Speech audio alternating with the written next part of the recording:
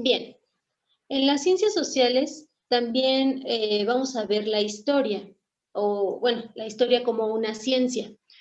Esta historia es el estudio de los acontecimientos pasados del hombre y de la sociedad. Normalmente la historia, o más bien, la historia estudia los tres aspectos en el tiempo, por ejemplo, o más bien el presente, el pasado y el futuro. Esos son los aspectos que estudia la historia, los hechos presentes, los hechos pasados, pero también estudia los hechos futuros a partir de la información que se tiene. Ahora bien, para hacer historia se necesita al historiador. El historiador va a ser esta persona que estudia los procesos sociales y las diversas etapas históricas por las que la humanidad ha transitado. ¿De acuerdo? ¿Esto cómo lo hace? Bueno, pues lo hace a través de la documentación que ya existe, a través de la información de la bibliografía que ya existe. Es por eso que puede estudiar estos procesos sociales que sufre el ser humano, además de las diversas etapas de la historia en las que se van desarrollando. Ahora, hay dos tipos de historiadores. Están los objetivistas y los subjetivistas. Bien, los objetivistas dicen que el hecho histórico existe independientemente del historiador. ¿Qué quiere decir esto? Bueno, que el historiador solamente comprende el hecho, lo percibe y lo estudia tal como sucedió, tal como debe ser.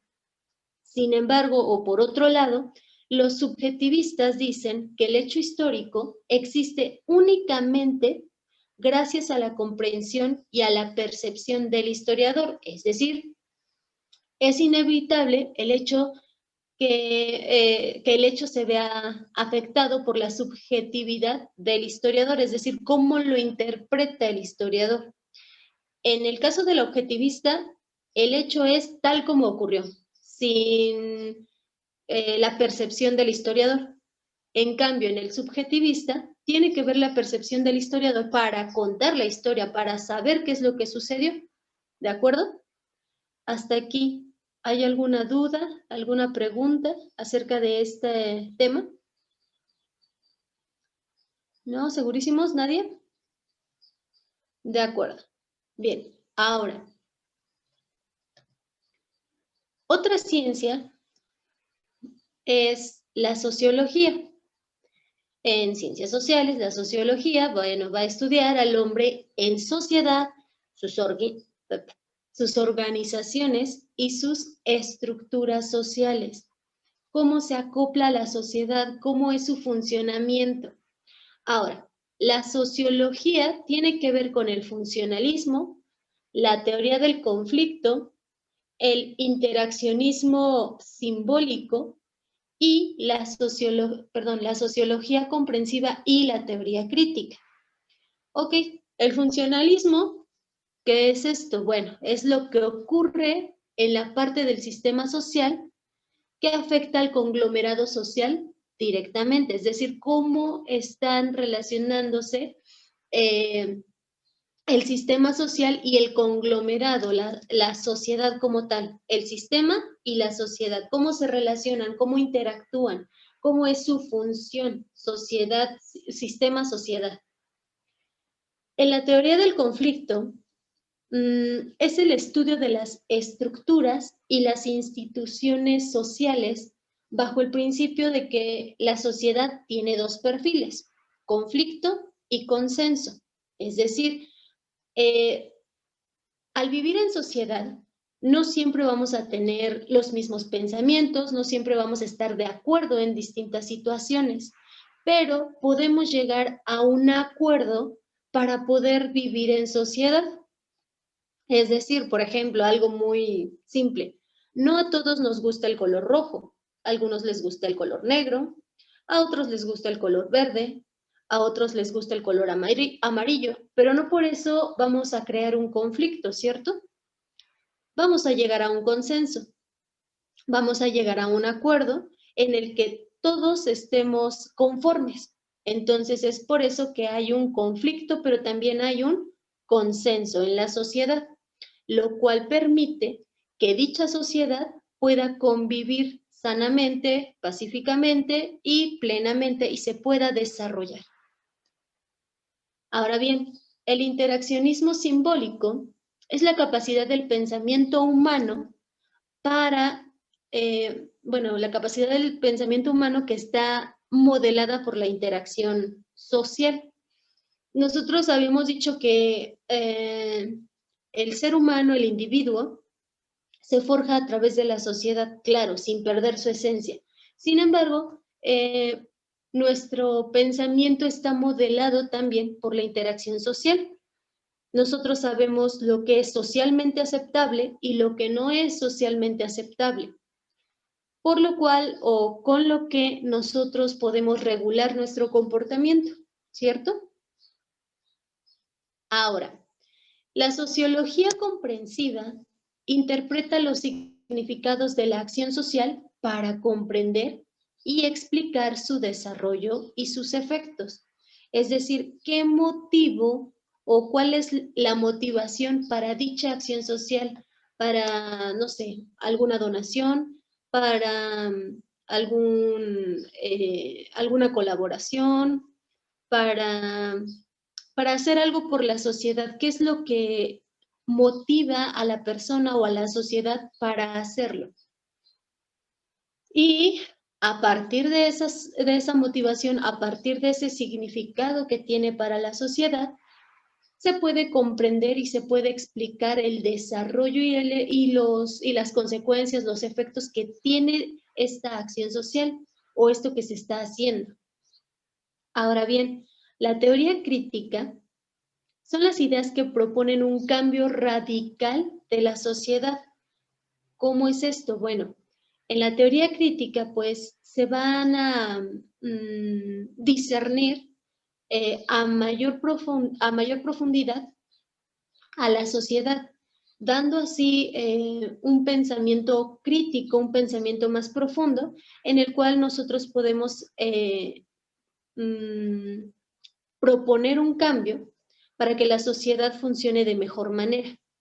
Es un cambio drástico, pero que al haber sido estudiado críticamente o de manera profunda, este cambio puede llegar a ser bueno para la sociedad.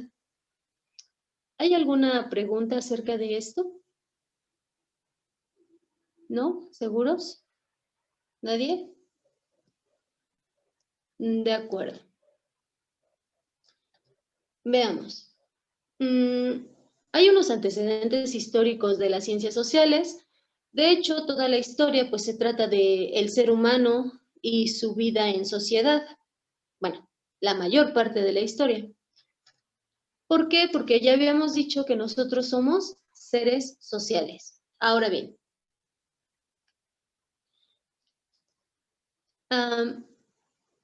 hay algunas interpretaciones que debemos saber antes de ir con los antecedentes históricos.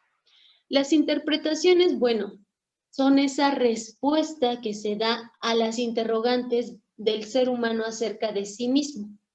Es la propia interpretación, es lo que yo pienso que debe ser correcto. Y como ya habíamos dicho antes en filosofía, el hombre se hace preguntas de quién es, hacia dónde va, por qué existe. Entonces, las interpretaciones han sido a lo largo de la historia esas respuestas que se tratan de dar a esos cuestionamientos. Y se dividen en tres, o hay tres tipos de interpretaciones. La primera es la mágico-religiosa, la segunda es la artística y la tercera es la científica. Si se dan cuenta, esto tiene que ver con los tipos de conocimiento también, pero aquí lo estamos viendo como interpretaciones.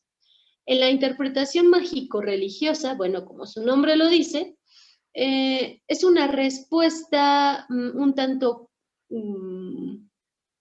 imaginaria, podría decirse, mítica, en donde el hombre reacciona con temor y con asombro ante distintas o diferentes manifestaciones de la naturaleza, como ya lo habíamos mencionado antes. El hombre se asustaba porque llovía, porque habían relámpagos, y decía que dicho ser divino estaba enojado, o dicho ser divino estaba librando una batalla, no sé. Muchos mitos que se crearon a partir de estas interpretaciones. Ahora bien, la interpretación mágico-religiosa se va a avanzar del politeísmo al monoteísmo, es decir, antes creían en varios dioses, más de dos, y después empezaron a creer en un solo Dios. Es ahí donde se avanzó del politeísmo, donde hay muchos dioses, al monoteísmo, donde hay un solo Dios. Ahora bien, en la interpretación artística, ahí es otra forma de captar la realidad. Como dije, en la interpretación mágico-religiosa, bueno, eran mitos, leyendas, creencias, pero en la artística es otra forma en la que el ser humano da respuesta a sus interrogantes. Aquí se trata de contestar con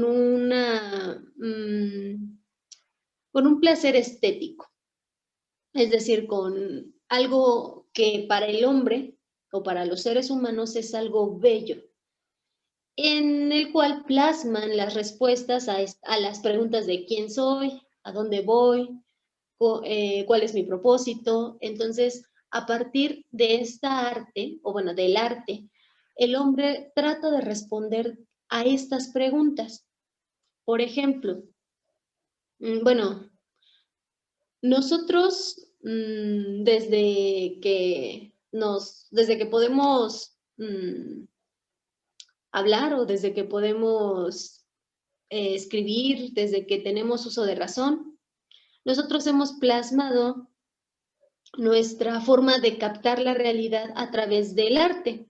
¿Cómo es esto? Bueno, pues nosotros hemos dibujado, hemos cantado, hemos bailado, hemos hecho distintas, o nos hemos recreado de distintas maneras en las cuales nosotros interpretamos la realidad. Por ejemplo, si nosotros ponemos a dibujar a un niño un caballo, lo van a dibujar tal vez como es un caballo, no sé, color café, un caballo blanco, un caballo negro. Pero habrá otro niño, habrá otra niña que lo dibuje con brillos, o que lo dibuje, no sé, volando, o de diferentes maneras. Pero para ellos, o más bien ellos así están captando esa realidad. Esa es su forma de captarla. Entonces ahí vemos una interpretación artística, ¿vale? Bien, hay otra interpretación que es la científica. En la científica, bueno, pues nosotros ya sabemos que va a utilizar el método científico, en el cual, bueno, pues existe la observación, las preguntas que se hacen, los cuestionamientos a partir de sus observaciones, la experimentación para saber si estos cuestionamientos son ciertos o son falsos, si mi hipótesis es cierta, es falsa. También van a estar los resultados para yo llegar a ciertas conclusiones y poder reproducir la información. La interpretación científica va a ser objetiva, racional y sistematizada. Es aquí cuando ya estamos razonando un poco más esas respuestas a las preguntas, a las interrogantes que nos hemos hecho. Ahí hacemos uso un poco más de la razón. Ahora bien, ¿hasta aquí hay alguna pregunta, alguna duda? ¿No? ¿Segurísimos? Bien, entonces, Andrea, ¿está por ahí? Sí. Ok, ¿me podría dar un ejemplo de una interpretación mágico-religiosa?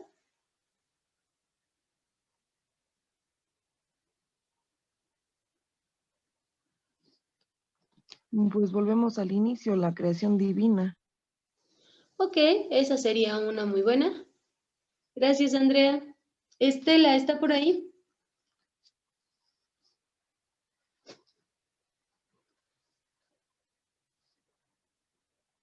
Creo que no.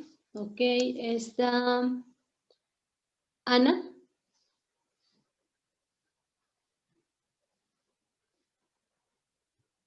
Sí, mis buenos días. Buenos días. Pues mágico religiosa como cuando creían en los dioses, en, pues como lo decía, el dios de la lluvia y y hacían sacrificios y todo eso. Exactamente. Ahora, ¿alguien me puede dar un ejemplo de una interpretación artística?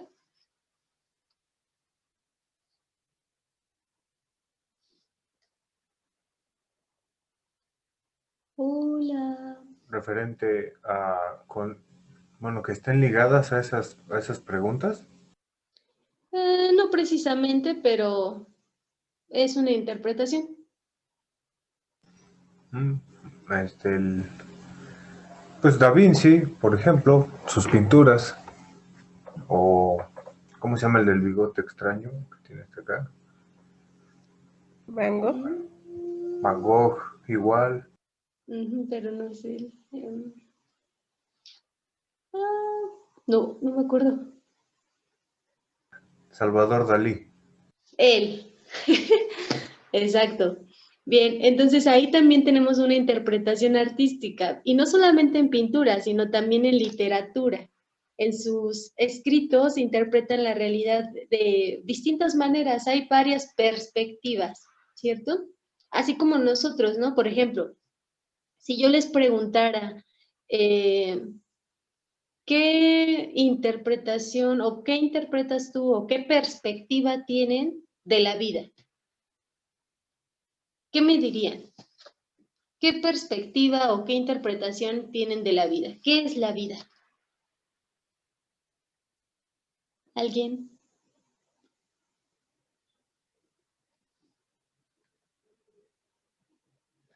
A ver.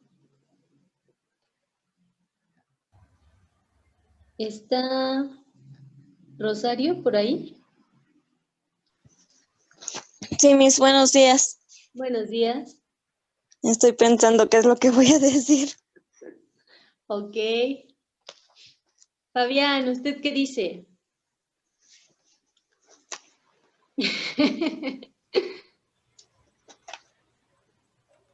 ¿Qué es la vida? Pues no tengo ni idea. Para mí es un regalo de Dios. Ok, para usted es un regalo de Dios. Perfecto, ahí tenemos una interpretación. Para alguien más es lo mismo, pero para otro dirían, no, para mí es algo diferente. ¿Quién puede decir otra interpretación? Otra perspectiva. Un destino. Adelante, no sé quién va a hablar. Un destino. Ok, para Fabián es el destino, un destino. ¿Quién más iba a hablar? Para mí es un viaje de aprendizaje y enseñanzas. De acuerdo, para Yasmín es un viaje de aprendizaje y de enseñanzas. Eso es muy cierto. ¿Alguien tiene otra interpretación u otra perspectiva de la vida?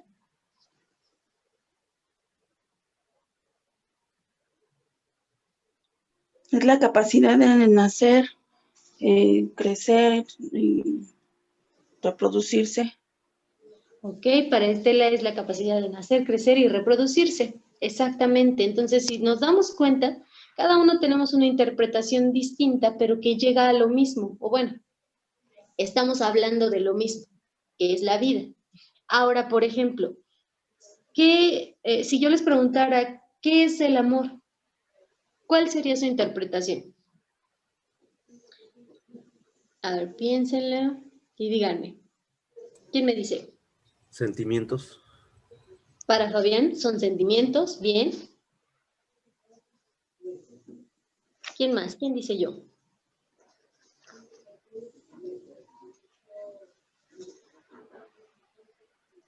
¿Qué es el amor para ustedes? Para mí Dios es amor. Ok, para Andrea, Dios es amor. Muy bien, Andrea, gracias. ¿Quién más? ¿Otra interpretación? Podría ser de las cosas intangibles más puras que hay en el ser humano. ¿De acuerdo? Es una cosa intangible, pero que es pura y que está en el ser humano. Bien, Yasmín, gracias. ¿Alguien más? Es un sentimiento que nos hace sentir bien. Ok, un sentimiento que nos hace estar bien, ¿de acuerdo? Muy bien, ¿quién más? ¿Otra interpretación que tengan del amor, acerca del amor?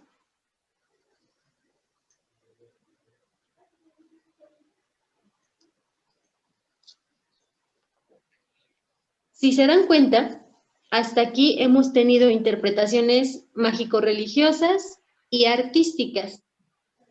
Ahora, si nos vamos a la parte científica, el amor son esas reacciones químicas que ocurren en nuestro cerebro, en el cual producimos ciertas sustancias y nos hacen sentir esa, se podría decir atracción o ese sentimiento de afecto o ese sentimiento, ese sentimiento de afecto hacia alguna persona. Esa sería una interpretación, digamos, científica. Entonces, ahí vemos los diferentes tipos de interpretaciones que hemos tenido, ¿cierto? Bien, ¿hasta aquí hay alguna pregunta, alguna duda? ¿Algo que quieran comentar? ¿No? ¿Nada? ¿Todo bien? De acuerdo. Ahora, veamos. Para hablar de ciencias sociales, tenemos que hablar de los filósofos griegos como Platón y Aristóteles. Esto como los principales. No fueron los únicos socialistas, no fueron los únicos que tuvieron un antecedente para las ciencias sociales, pero son los más importantes, por así decirlo. Por ejemplo, Platón. Platón hace una reflexión acerca de acerca de las debilidades y las fortalezas del Estado. Y llega a la conclusión que la unidad social es la que va a fortalecer al Estado. Es así como lo dicen, ¿no? La unión hace la fuerza. Entonces, para Platón, la unidad social era la fortaleza del Estado. Pero ahora bien, Platón propone que las mujeres y que los niños sean propiedad de la comunidad. Sí, se escucha raro, pero bueno, eso es lo que propone. ¿Y por qué lo propone? Bueno, dice que porque los individuos, que en este caso serían solamente los hombres, al interesarse por el desarrollo, el crecimiento, el mantenimiento de las mujeres y los niños, pues iban a disminuir esos conflictos sociales, iban a tener una unidad para poder mantener y para poder darles un buen desarrollo a las mujeres y a los niños en comunidad, en unidad, en unión. Ahora, esto que propuso o que proponía Platón para nuestro tiempo pues sería muy machista, por así decirlo. No sería bien visto, no sería aceptado. Sin embargo, bueno, esto hizo que Platón pudiera justificar la existencia de las clases sociales. Con esto, o más bien a esto se le llamó mentira soberana. En la mentira soberana dice que los gobernantes tienen partículas de oro en las venas. Es decir, son insustituibles. No hay nadie como los gobernadores, porque tienen oro en las venas. De ahí se viene con las clases sociales. Ahora, la clase guerrera, pues dice, o bueno, decía Platón, que en sus venas tenía partículas de plata. Esto los hacía altamente valiosos, pero no tanto como los gobernantes. La gente común, para Platón, la gente común tenía en las venas partículas de plomo y de bronce. Y con ello decía que son totalmente irreemplazables. También son importantes, pero no tanto como la clase guerrera y como los gobernantes. Entonces, para Platón existían las clases sociales. Y es por eso que se le llamó la mentira soberana. Ahora bien, para Aristóteles, que fue un alumno excelente de Platón, era un poco diferente esta cuestión. Aristóteles creía firmemente que el hombre es un ser político por naturaleza. Para él, el hombre ideal tenía que ser un ciudadano. Bueno, pero ¿qué es un ciudadano?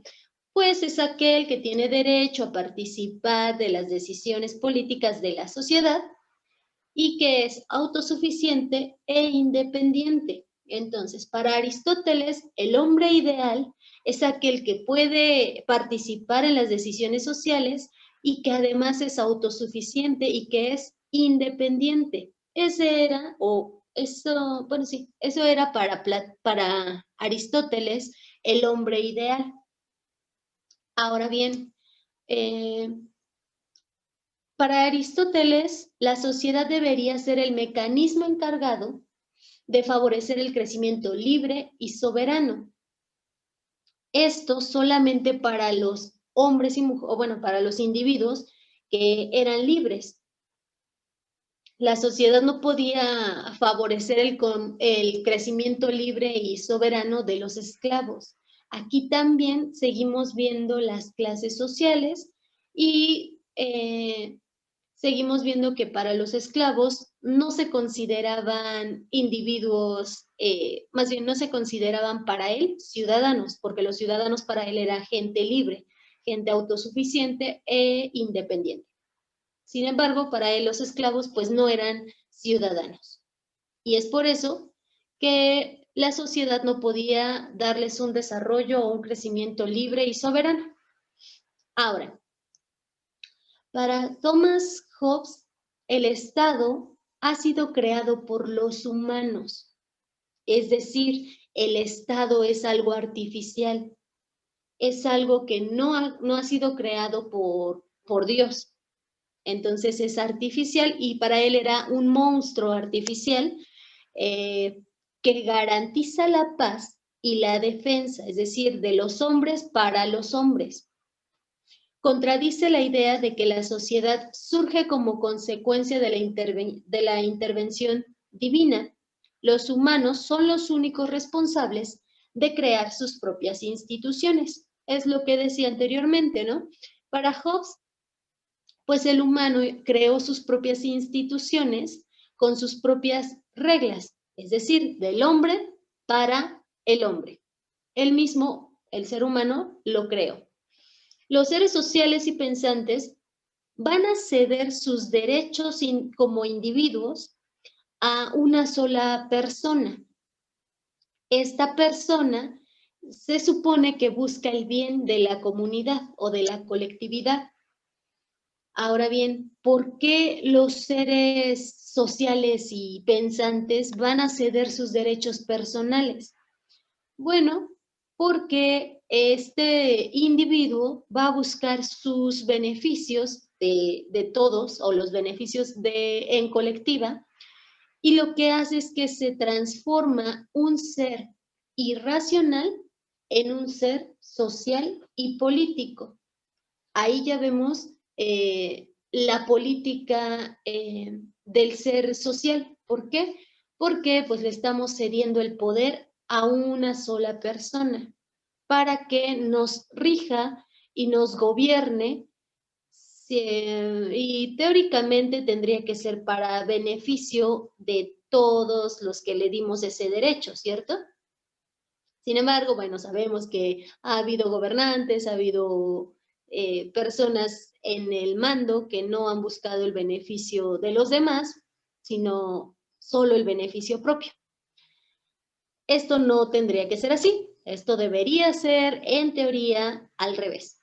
Que este ser o este individuo que esté en el poder busque el beneficio de todos los individuos o de toda la sociedad que le ha dado ese poder. Ahora bien, ¿hasta aquí hay alguna pregunta, alguna duda? ¿Algo que no se haya entendido? ¿Sí, no? ¿Todo bien? Ok. Entonces,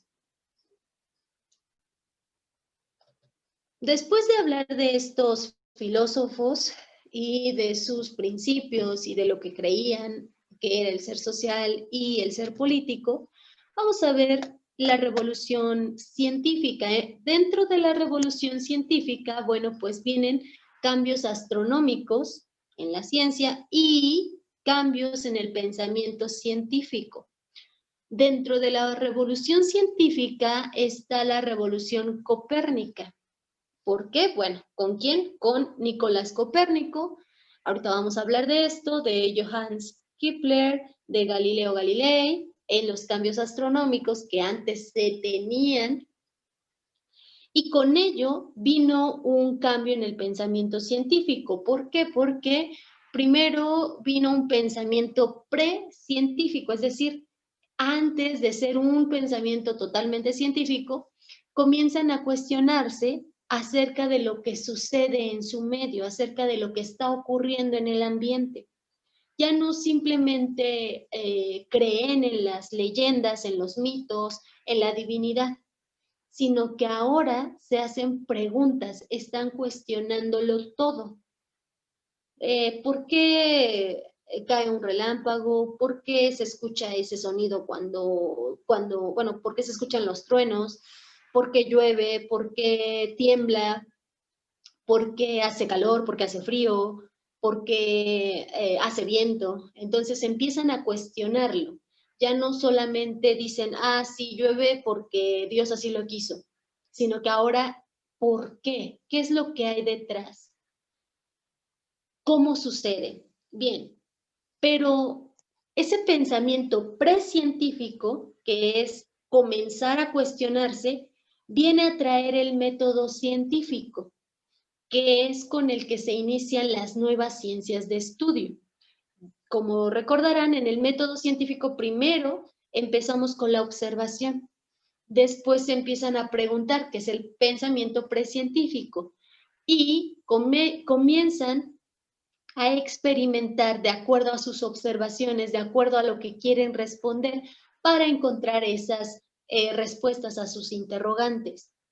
Esa experimentación les lleva a unas respuestas, a ciertas respuestas. ¿Para qué? Para que lleguen a conclusiones y puedan marcar o dar pauta a el inicio de estas ciencias de estudio, como lo son las matemáticas, la geografía, la física, la astronomía.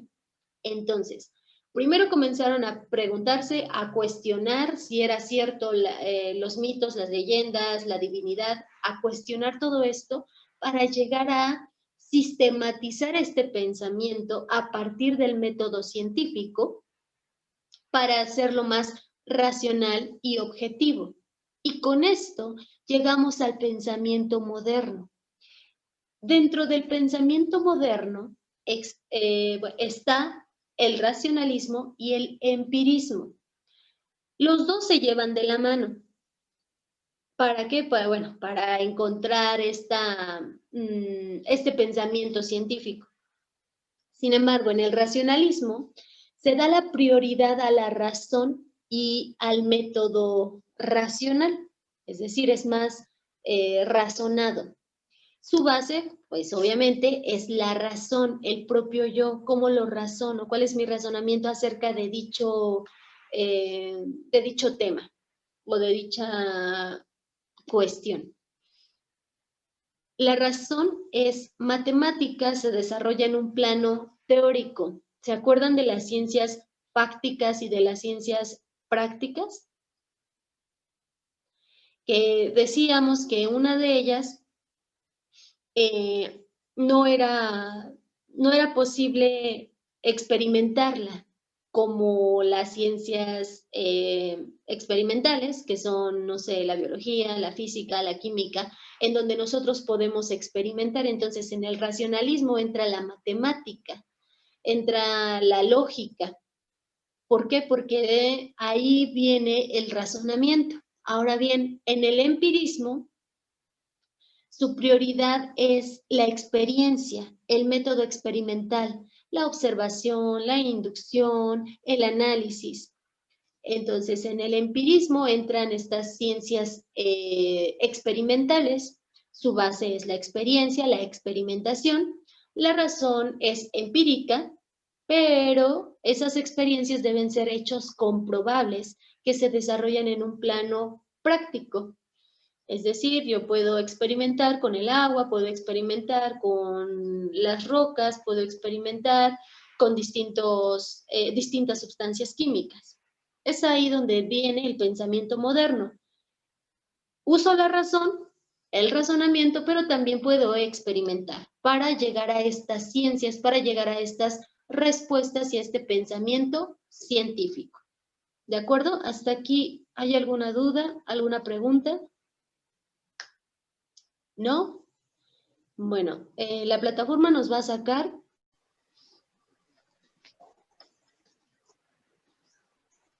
¿No? De acuerdo. Ahora, como ya habíamos mencionado, dentro de los cambios astronómicos, perdón, dentro de la revolución científica, hubo estos cambios astronómicos. ¿Con quién? Bueno, con Nicolás Copérnico, con Johannes Kepler, con Galileo Galilei. Y Nicolás Copérnico, bueno, pues su fecha de nacimiento y muerte fue de 1473 a 1543. Copérnico reemplazó el geocentrismo que creían, o bueno, en donde se creía que la Tierra era el centro del universo, por el heliocentrismo, que dice que el Sol, o bueno, decía que el Sol era el centro del universo.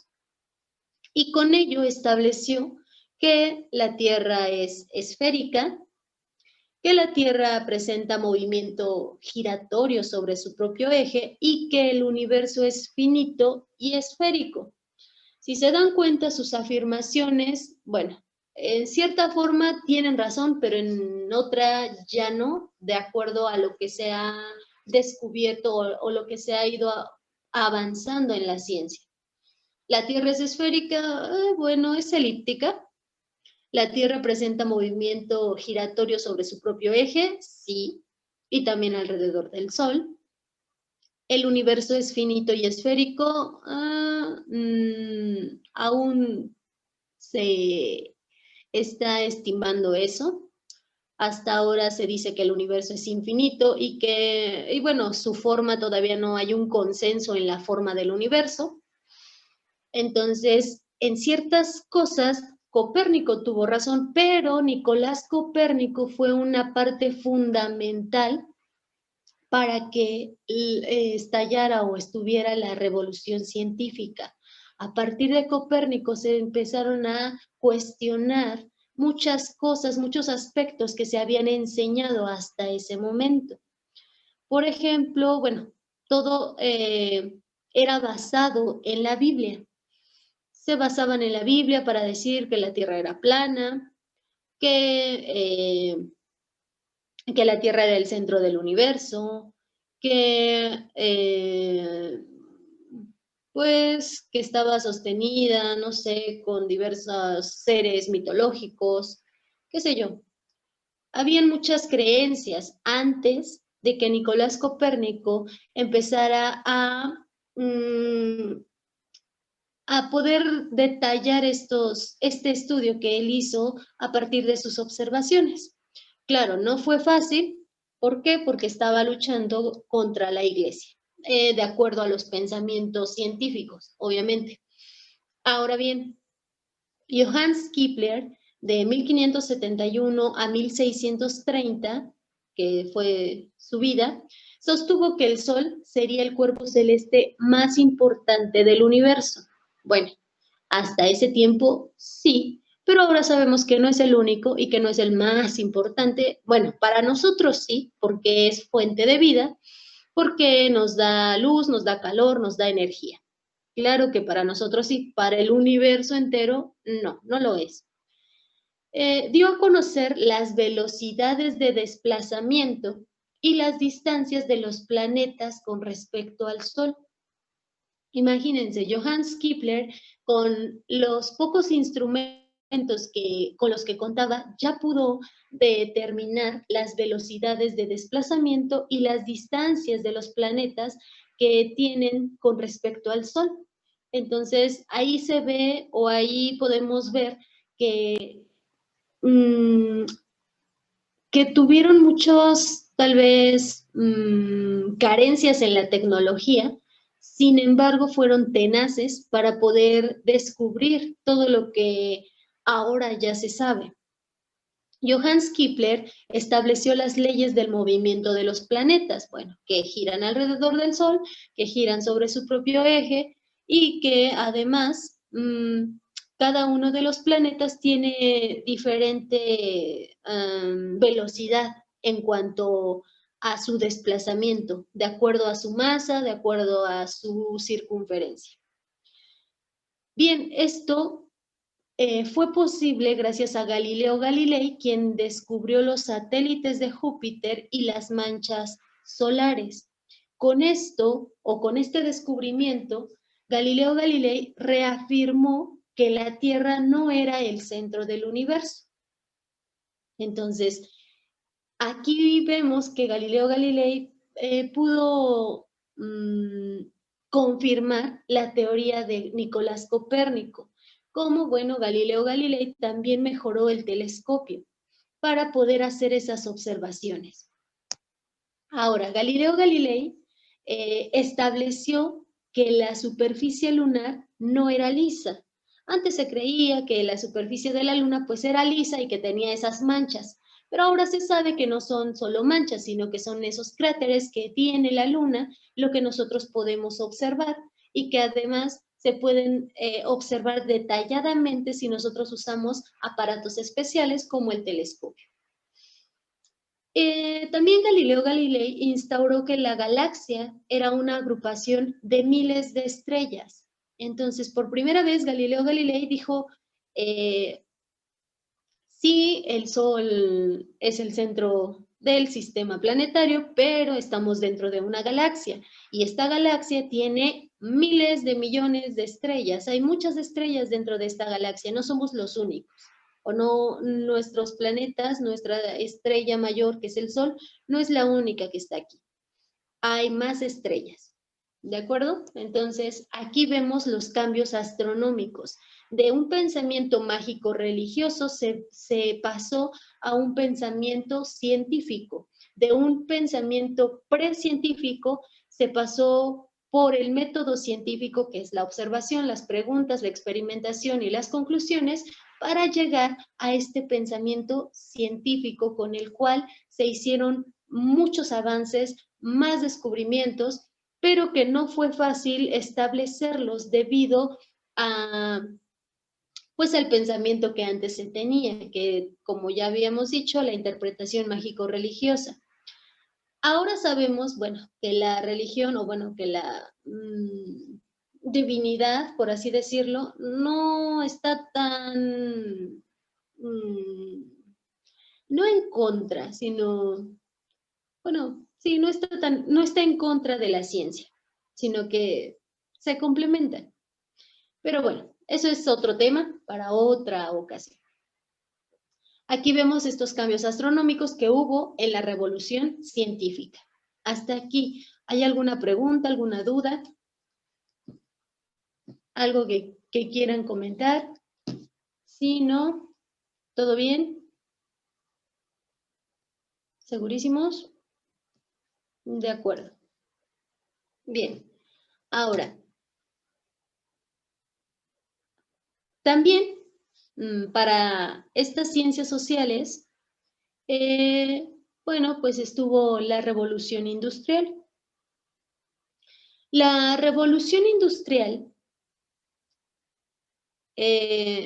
pues transforma las antiguas sociedades agrarias, necesita la revolución agrícola y la revolución industrial significa una expansión industrial. Ahora bien, las antiguas sociedades agrarias estaban caracterizadas o se caracterizan por una baja productividad. Esto es típico de las relaciones feudales que se dirigen al autoconsumo, es decir, se producía, no sé, queso, pero solamente para el consumo propio. No se comercializaba a distintos lugares o a otras sociedades, sino dentro de su comunidad, dentro de su familia, se producía ese queso para el propio consumo, nada más. Entonces ahí teníamos una baja productividad. Ahora bien, con las antiguas sociedades agrarias se produce la revolución agrícola, que es necesaria para la revolución industrial. Esta revolución agrícola produce, o bueno, provoca el aumento de producción y el aumento de población. Ahora, el aumento de la producción es gracias a la intensividad y a los nuevos cultivos que se orientan a los mercados. Es por eso que a partir de que se aumenta la producción, se aumenta la población porque se requería más mano de obra, con lo cual se genera o se produce la revolución del transporte, ya que estos productos y esta alta producción debía ser comercializada en los mercados que son contrarios al autoconsumo. En el mercado, los productos son comercializados para el consumo de otras personas. Entonces, se necesitaba el transporte para poder llevar dichos productos a otros lugares. Es por eso que aumentó la población, porque se requería más mano de obra, y con ello aumentó la producción porque había una intensividad de nuevos cultivos. Entonces aquí se genera la revolución agrícola. Esta revolución agrícola hace factible la expansión industrial. Como ya dijimos, la expansión industrial necesita de mano de obra, por lo tanto se produce en dos fases. Estas dos fases son la primera revolución industrial y la segunda revolución industrial. La primera revolución industrial utiliza el carbón como combustible o como materia prima, ¿vale? Estas dos fases se van a basar en materias primas, energía y sectores punteros. Son tres bases las que tienen la primera y la segunda revolución industrial. Entonces, materias primas, energía, sectores punteros. En la primera revolución industrial, su materia prima fue el carbón, que conlleva a la máquina de vapor, que es utilizada como esa energía con la cual movían el transporte, con la cual llevaban sus mercancías de un lado a otro, con la cual producían sus mercancías. ¿Por qué? Porque esta máquina de vapor se aplica a la industria textil y a la metalúrgica. ¿Cómo? Bueno, con sus maquinarias se podían hacer estas telas y estos metales se podían fundir gracias a esta máquina de vapor, gracias a este uso del carbón. Ahora, la segunda revolución industrial va a utilizar como materia prima al petróleo.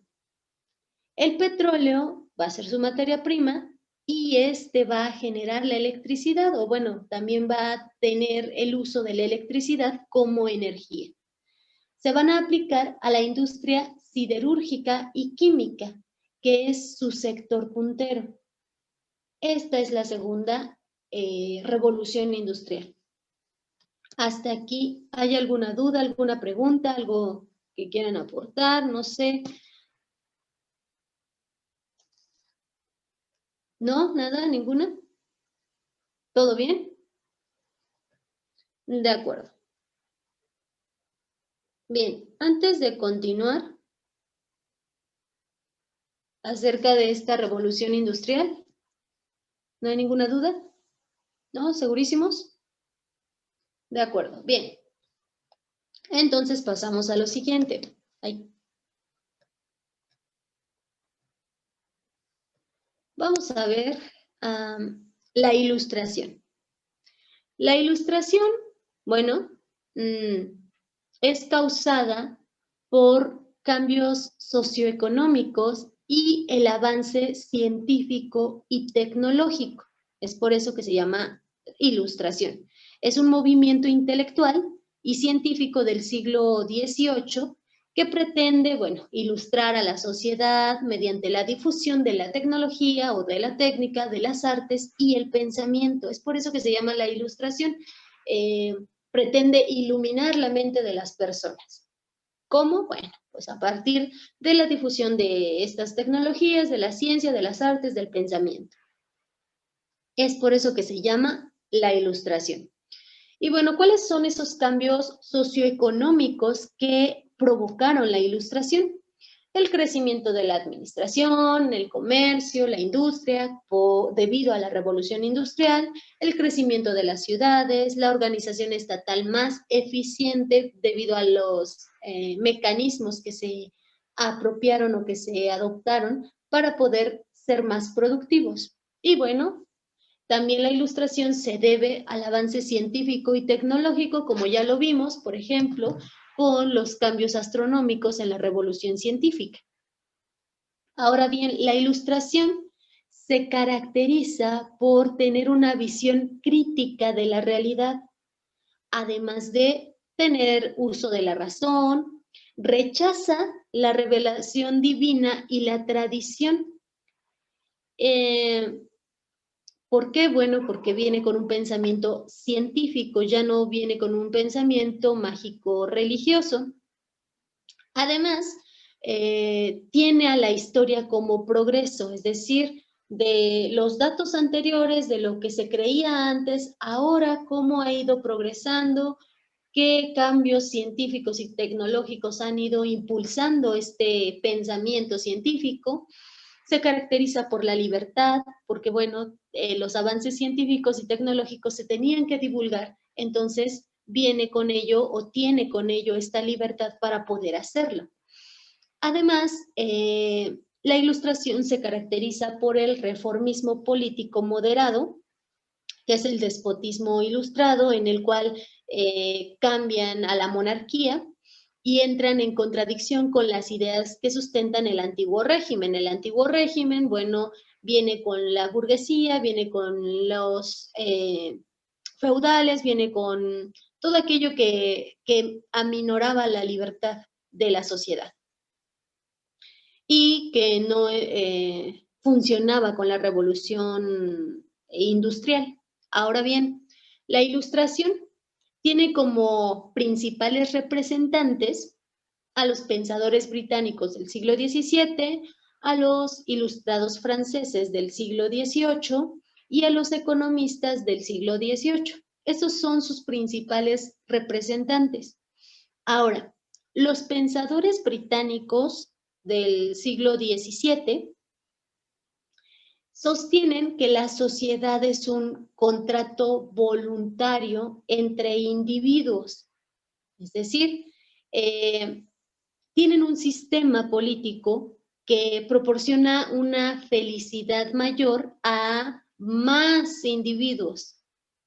Como ya lo habíamos visto, los individuos ceden su derecho personal a uno solo para que los gobierne y con ello se facilita o más bien se da una mayor satisfacción a las necesidades de más personas, o eso es a lo que se quería llegar. Y esto puede ser una monarquía absoluta o una monarquía limitada, un reinado total o un reinado solamente en ciertos estratos sociales. Y bueno, algunos pensadores británicos fueron Hobbes,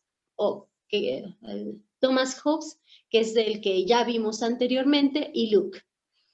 Con él se dice o él piensa acerca de la monarquía limitada. Hobbes piensa acerca de la monarquía absoluta, que como ya dijimos es ceder nuestro derecho a alguien más o a uno solo. Ahora, los ilustradores franceses del siglo XVIII fueron Montesquieu, Voltaire y Rousseau.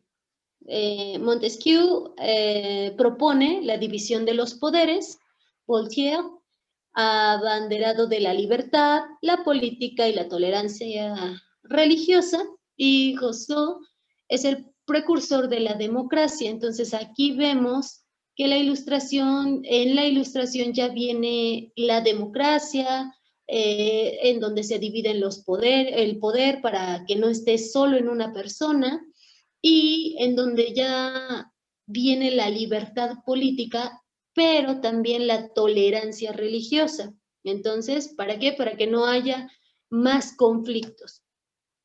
Ahora, los economistas del siglo XVIII están, o entre ellos destacan a los fisiócratas franceses del siglo XVIII y Adam Smith. Los fisiócratas franceses, sus ideas son que la riqueza proviene de la tierra, que no interviene el Estado, ¿vale? Y dentro de, o más bien Adam Smith dice que la búsqueda del interés individual aumenta la riqueza colectiva. Además, que el trabajo es una fuente principal de riqueza y que la ley de oferta, o más bien que es importante, o él estableció la ley de oferta y demanda. Entonces, aquí vemos que empieza la ciencia de la economía, en donde se empieza a saber o se empieza a deducir que la riqueza viene a través del trabajo de cada individuo. Cada uno es importante en lo que hace y con ello se genera una riqueza colectiva. Además, que el trabajo, bueno, pues es una fuente de ingresos, y en donde se viene ya la ley de la oferta y la demanda, en donde se produce cierta cantidad de acuerdo a lo que se esté demandando o de acuerdo a las necesidades que se tengan. ¿Hasta aquí hay alguna pregunta acerca de la ilustración? Aquí estuvimos viendo la ilustración, anteriormente estuvimos viendo la revolución industrial. ¿Alguna pregunta, alguna duda? ¿No? ¿Segurísimos? De acuerdo. Bien. Ahora, vamos a ver la Revolución Francesa. En la Revolución Francesa, las causas que originaron o que generaron dicha revolución fueron tres, o bueno, siempre o generalmente son tres, que es la económica, la social y la político-ideológica, o político-religiosa, también podría llamarse así. La causa económica, bueno, como siempre, es el déficit estatal, una crisis económica y una subida de precios, una alza en los costos.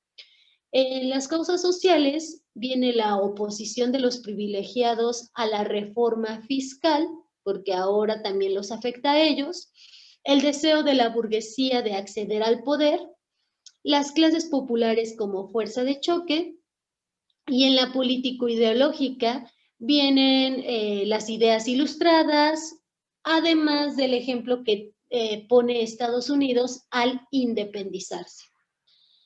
Estas son las causas de la Revolución Francesa. Ahora, ¿cuáles son las fases? Bueno, primero, pues está la Asamblea Nacional, que es donde empieza la revolución, la Asamblea Constituyente, que es donde se genera la Constitución, donde se reforman o se establecen los artículos de dicha Constitución. Además, viene también el terror, es decir, donde infunden terror, infunden miedo para poder defenderse y para poder controlar. El directorio y el consulado, bueno, es donde aparece Napoleón, y el imperio es la expansión de dicha revolución. El imperio que se constituye a través de estas fases, que trae como consecuencias la desaparición del antiguo régimen, trae la monarquía constitucional, que se rige por la constitución que se ha creado, trae como consecuencia también la soberanía nacional, las constituciones, que es lo que ya habíamos mencionado, que es la que se da en la Asamblea Constituyente. También como consecuencia la burguesía toma el poder político, las ideas revolucionarias se extienden también a Iberoamérica y el nacionalismo y el liberalismo en Europa.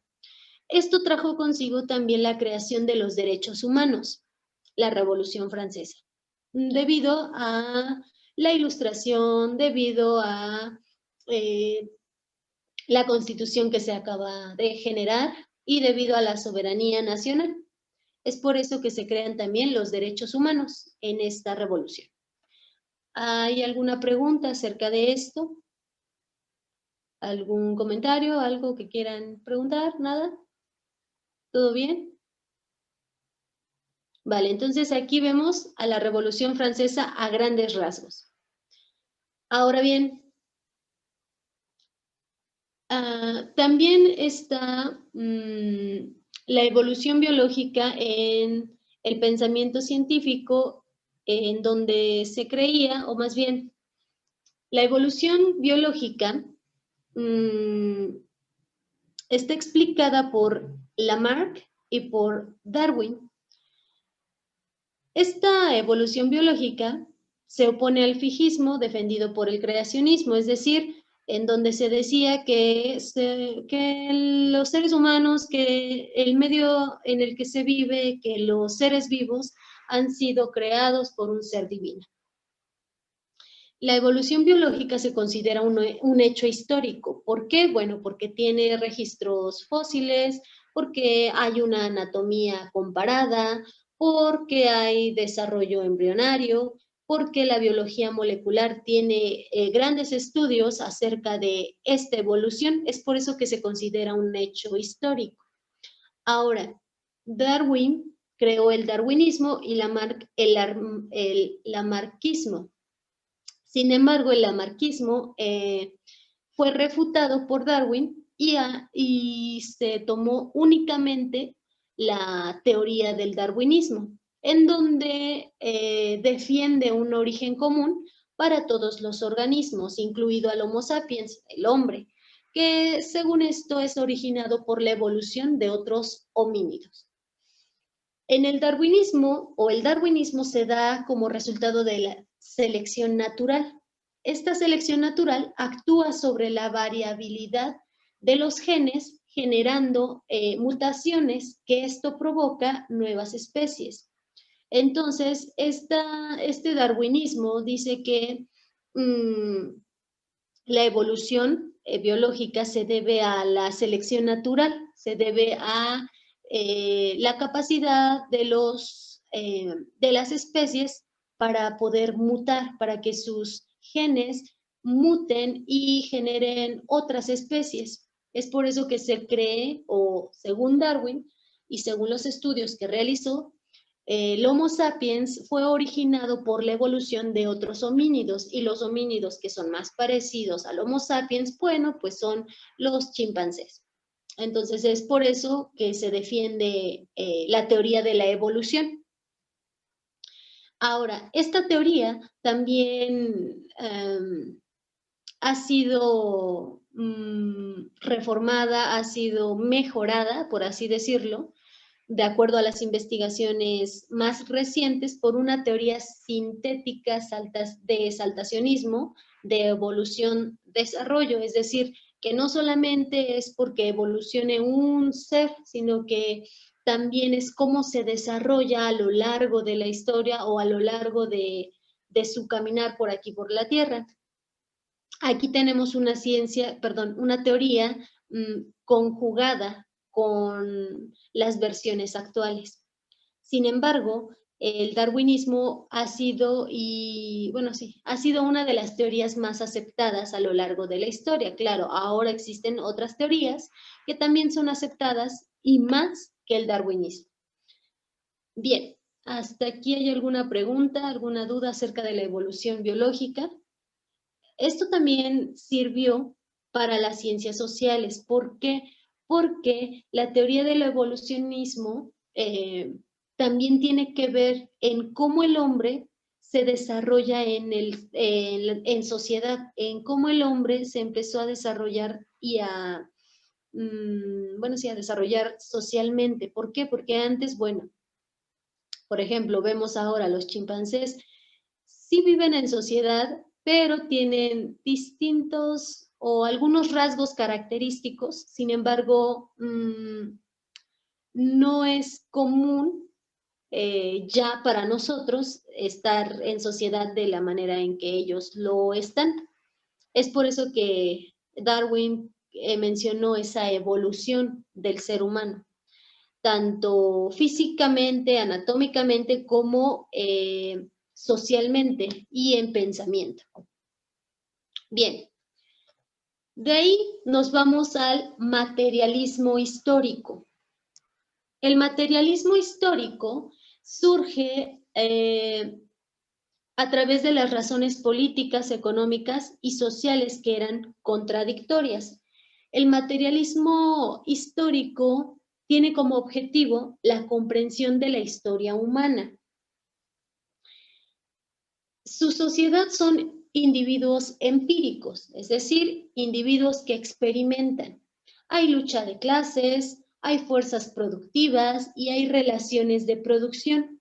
Estos tres individuos, que son las luchas de clases, las fuerzas productivas y las relaciones de producción, son medios de producción que dan plusvalía y plus trabajo. En la plusvalía, pues sabemos qué es el costo que se agrega a un bien cuando se le da cierto mantenimiento, cierta remodelación o se le agrega algo. Entonces, tiene un mayor valor y el plus trabajo, pues también es mayor trabajo. ¿Quiénes fueron los precursores de este materialismo histórico? Karl Marx y Friedrich Engels. Estos dos fueron los precursores del materialismo. Para Marx, el modo de producción, la lucha de clases, la alineación política, social, religiosa y económica eran estas pautas para el materialismo, en donde el modo de producción era trabajo, trabajo, trabajo, sí. ¿Para qué? Para obtener algo, para comprar algo, para tener un bien material. Y ahí veíamos las luchas de las clases. Entre más cosas tengo, mayor posición tengo en las clases o en las clases sociales, mayor estatus. También en la alineación política, entre más tengo, pues mejor, tengo mejores opciones para la política, para la sociedad, incluso en la religión tengo mayores posibilidades, tengo un mayor estatus, y en la económica, bueno, soy más rico que los demás debido a mis bienes materiales. Para Friedrich Engels, estaba la plusvalía y la dictadura del proletariado, en donde decimos que la plusvalía pues es agregar valor a un bien, como pues remodelando, poniendo más cosas, en fin, todo esto lleva a un materialismo, a tener más cosas, a acumularlas para decir yo soy rico, para decir yo tengo un estatus social, político, económico e incluso religioso. Entonces ahí vemos ese materialismo. Y bueno, que ahora es desplazado por el minimalismo. No sé cuántos de ustedes hayan escuchado acerca de este término, el minimalismo. Que bueno, como su nombre lo dice, pues es vivir con lo mínimo.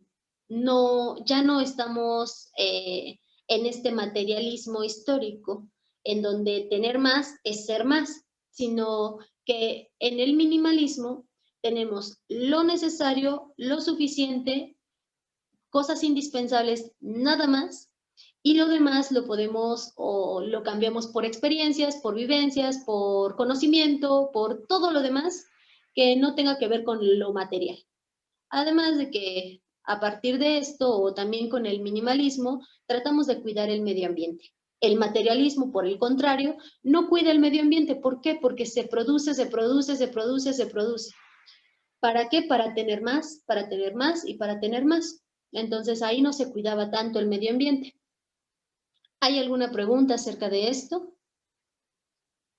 ¿No? ¿Algún comentario? ¿Algo? ¿No? De acuerdo.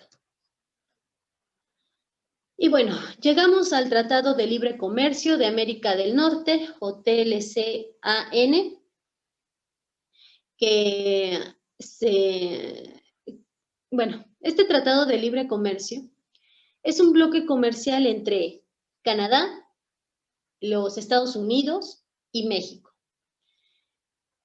Este Tratado de Libre Comercio, pues hace que estos tres bloques comerciales sean libres para comercializar entre ellos. Ahora bien, ¿cuáles son? Un poco de historia acerca de este Tratado de Libre Comercio fue que este tratado fue firmado en diciembre de 1992 por Carlos Salinas de Gortari, George Bush y Brian Mulroney. Fue firmado en 1992 por estos tres representantes. Sin embargo, el Tratado de Libre Comercio ya existía desde antes, claro, entre Canadá y Estados Unidos, pero entró México en 1992. Firmado. Entró en vigor en enero del 94 y entre el 1993 y 2007, el comercio triplicó de 297,000 millones a 930,000 millones. Esto fue un beneficio mutuo, tanto para Estados Unidos, para Canadá, pero también para México. Eso favoreció mucho la economía y el comercio. Ahora, ¿cuáles son los objetivos del Tratado de Libre Comercio? Pues uno de ellos es eliminar las barreras del comercio entre estos países, promover condiciones de competencia, proporcionar protección y aplicación de derechos intelectuales. ¿Con qué? Con las patentes, y aumentar las oportunidades de inversión. Entonces, este Tratado de Libre Comercio promueve estos objetivos, promueve un flujo de la economía entre estos tres países. Ahora bien, antes, o más bien, en la actualidad, este Tratado de Libre Comercio se ha ido modificando y modificando hasta el año anterior, en el 2020, donde se modificó para, las nuevas necesidades y las nuevas tecnologías que hay ahora. ¿Vale? Hasta aquí, ¿hay alguna pregunta, alguna duda? ¿Sí, no? ¿Todo bien? De acuerdo. Con esto